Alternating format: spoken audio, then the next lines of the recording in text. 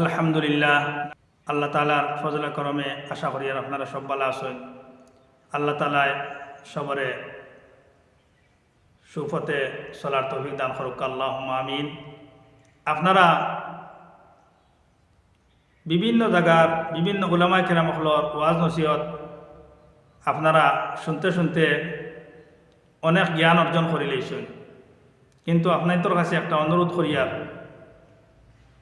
এগো বালা জিনিস আপনারা ওয়াজ নসিহত শুনতরা, শরীয়তর আহকাম বিধান অকল জানতরা, কিন্তু বর্তমানে বিশেষ করে বরাকবেলির মধ্যে যে উলামায়ে কেরাম হলে বা বাংলাদেশও হয় যেভাবে একে অন্যর লগে ব্যবহার কতরা আর যেভাবে একে অন্যরে কিতাবর দলিল অকল দিয়া চ্যালেঞ্জ কতরা বাই অকল আমরা যে সাধারণ মানুষ যারা কোরআন হাদিস সম্পর্কে আমরা উপযুক্ত জ্ঞান নাই,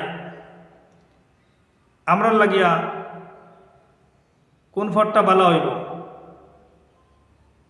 যে অবস্থায় তর্ক বিতর্ক, যে অবস্থায় দলিল, যে অবস্থায় চ্যালেঞ্জ এখন ধরে দেবাদেবী শুরু করছে, এইভাবে নবী করিম সাল্লাল্লাহু আলাইহি সাল্লামের যুগ, সাহাবায়ে কেরামের যুগ এইভাবে চ্যালেঞ্জ করা, এইভাবে একে অন্যরে দোষারোপ করা, এটা কিটা আসলো নি। আপনারা জানেন যে সংগঠন রইন, সংগঠন কোনো বিষয় নাই, আসল বিষয় হলো আমরা প্রত্যেক হুজুর সাল্লাল্লাহু আলাইহি সাল্লামের উম্মত।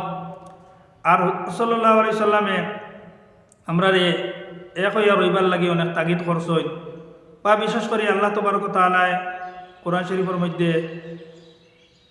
তাগিদ করছেন যে আমরা যাতে বিচ্ছিন্ন হইতাম না। তে আপনারা কইবাতে আমরা এখানো হই না, এখানো হই না মতলব শয়তানের ওয়াসওয়াসে আমরা হিংসা বিদ্বেষ নিয়া অনেক কারণবশত আমরা একে অন্যর লগে মিলতাম পারি না, আমরা আলাদা আলাদা থাকতাম চাই, কিন্তু আল্লাহ তাআলার মনসাই লগি আমরা একত্রিত থাকতাম। গতিকে আপনারারে আমি অনুরোধ করিয়া যে আলিম বা উলামা হলে তানতানোর মন গড়া হাদিস দলিল মতলব মন গড়া মুসলা মাসাইল নিজের সংগঠনের পক্ষে যে দলিলগুলা আছে ওগুলাও বিশেষ করে শক্তভাবে পেশ করার চেষ্টা করুন। আপনারা এটা বুঝার চেষ্টা করুকা আর এটার থেকে সরিয়ে থাকার আদত বানাউকা। আল্লাহ তাআলা আমরা সবরে এই জাতীয় ভুল পথে চলার থেকে আমরা রে হেফাজত করুক, আল্লাহুম্মা আমিন।